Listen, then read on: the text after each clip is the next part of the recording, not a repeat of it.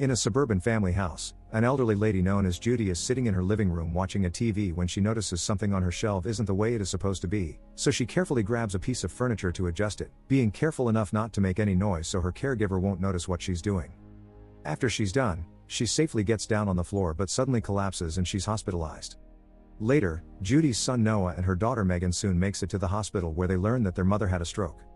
Noah feels very bad for his mother and shares a remarkable memory of how his mother saved his life when he was a kid.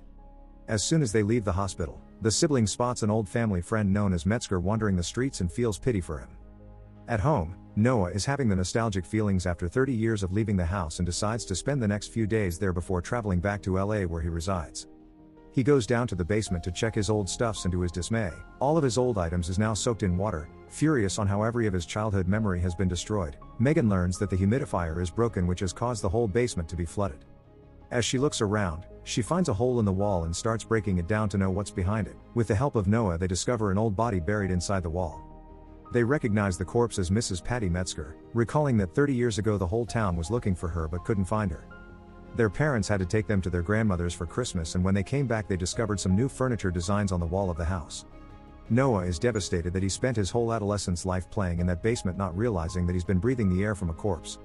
Noah thinks that their parents are murderers, but Megan tells him not to jump into conclusions as she suggests that maybe it was an accident or maybe Patty's husband accidentally killed her, so they tried to cover it up. Yet again, Noah reminds her sister that the husband drank himself to death because his children thought he killed their mother.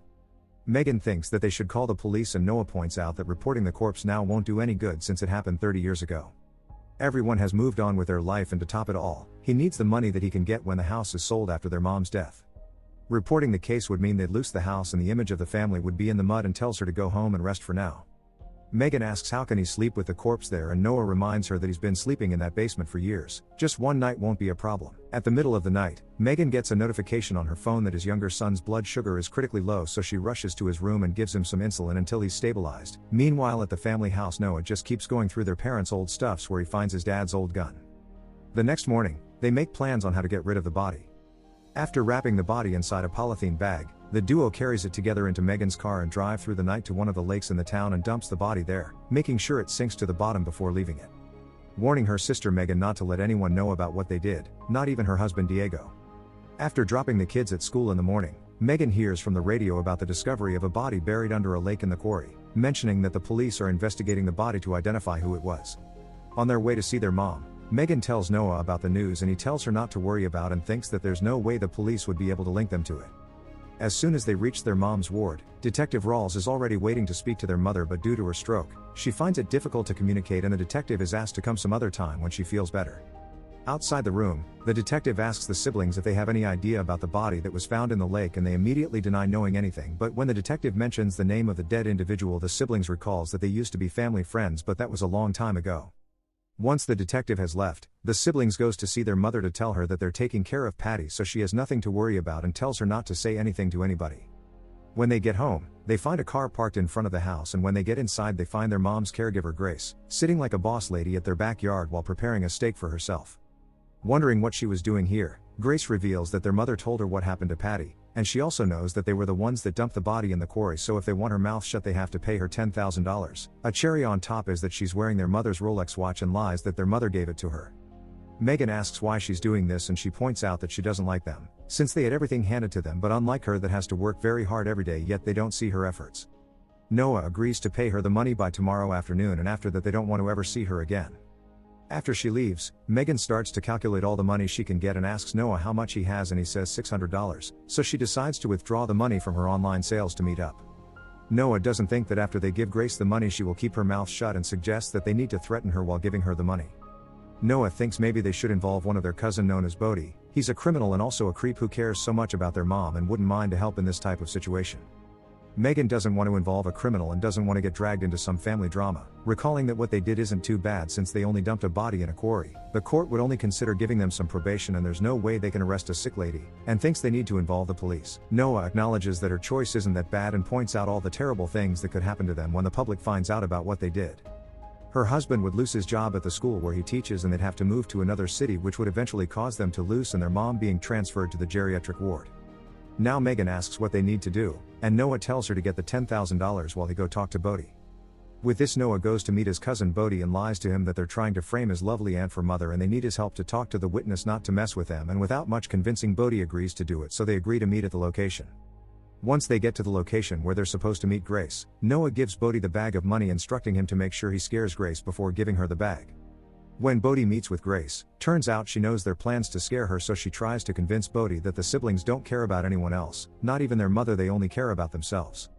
Bodhi isn't convinced that his aunt committed any crime anyways and tells her he isn't falling for her cheap talks and threatens her that if anything happens to his aunt, he's coming back to slit her throat, and leaves the bar. Noah and Megan are dissatisfied to find him still with the bag of money and starts to panic, but Bodhi assures them that they don't need to worry about anything as he's taken care of the situation. That night, Bodhi is home alone while Megan is doing her online sales when she gets a text from Noah that Grace is in the house. Grace then takes Noah's phone to text Megan, threatening that if she doesn't come to the house in the next 20 minutes, she would call the cops. Seeing this, Megan ends her sales and quickly rushes out of the house, only making it when Grace has already made the call. The cops arrive at their doorstep to ask the reason for the call, and Noah has to lie that it was a false alarm and manages to convince the officer that everything's fine. Once the cops leave, Grace demands that she wants $25,000 by tomorrow, and her companion punches Noah before leaving. Outside the house, the big guy has to throw up because of the incident, revealing that he's her ex and a barber that Grace manages to convince to help her appear scary in front of the siblings. The next day, Megan has to empty her account, including her children's college funds. When they get to the exchange point, Megan reveals they could only come up with $22,000 and would balance the rest later. Grace wouldn't take the money unless it's complete, even ignoring the big guy beside her when he begs her to just take it. Tired of how everything has been dragged on so far, Megan tells Grace that she can call the police as she doesn't care anymore about what happens next. Grace starts to insult Megan, so she pounces on her and the big guy tries to separate them by carrying Megan away from Grace, only for her to kick his faulty leg and he falls, hitting his head on a brick. Thankfully, he's still alive, but just as they try to get him to the hospital, Noah shoots the poor dude dead. Grace gets the idea of what's coming next and tries to run for her life while Noah shoots at her and misses multiple shots until one finally hits her and she falls off the bridge. The drive back home remains silent, as Megan tells his brother to get inside the house and wash himself and make sure he takes his clothes out so she can burn them later. While Megan sits in her car deep in thought, the last Metzger wandering around the streets finally comes up to her. He recalls the time when their families used to hang out together. He notices something on Megan's hair, and when she checks, it's the blood stains from the last encounter. Later, the detective finds the body of the big guy on the bridge and Grace's body has to be dragged out of the water, and the detective immediately recognizes Grace as Judy's caregiver. The siblings are called in for questioning, and although they're not suspects at this point, the detective points out that since they're in town, 3 bodies have been found and somehow they're connected to all of them, and promises to catch the people behind the killings. During a family dinner, Bodhi visits them unannounced, so Megan and Noah has to pretend that they like his presence, but Megan starts to regret it when Bodhi starts talking about the recent killings in front of the kids, which causes Diego to start feeling uncomfortable with Bodhi being in their house, and after the dinner he tells Megan that he doesn't want Bodhi around the house nor the kids.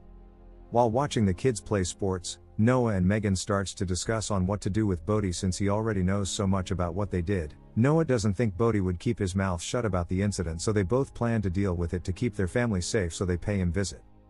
Bodhi welcomes them inside his house and decides to show Noah something cool. He takes Noah to one of his rooms where he has some collections of medieval swords. He tells Noah to pick a weapon while he does the same and tells him to swing at him. Noah does so, but he isn't good with such tools, so Bodhi ends up cornering him, and as he's about to make the finishing strike, Noah doesn't realize he was only playing and Megan shows up with a gun pointed at Bodhi. Bodhi is disappointed to see his cousins trying to kill him, so he punches Noah to run out of the room. Just as they look around the house for him, Noah bends down to pick a key, and he's missed with an arrow. Bodhi says he wasn't going to tell on them because they're family and now they want to kill him. He draws his sword to fight Megan, who pulls out a gun to shoot him, with Noah coming from behind to stab him, and Bodies walks a few steps before collapsing.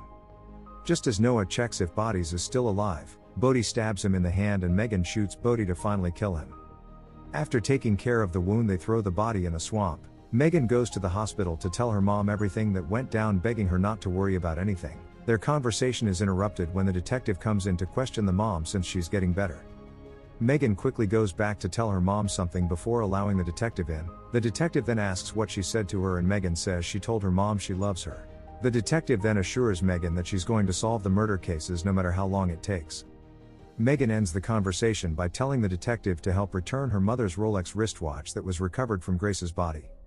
When Megan returns home, she's shocked to find the wandering Mets guard in their basement playing video games with Noah. Megan asks what he was doing there and the man reveals that Noah told him everything that happened and he isn't mad about it. Hearing this, Megan grabs a hammer and smashes his head with it. Noah starts to cry, saying he needed to tell someone about it because the whole incident was taking a toll on him, and swears to leave the town and won't come back. Megan tells him he doesn't need to go anywhere. He's going to move in here with their mom and take care of her until her death. He's going to get a job and pay the bills in the house. He's going to behave himself and act normal and be a good uncle to her children, and they'll all be a family once again. Finally, they take the body of the old man, puts him the same place that the first body was found. Thanks for watching. If you enjoyed the video and would love to see more from this channel, please like and subscribe.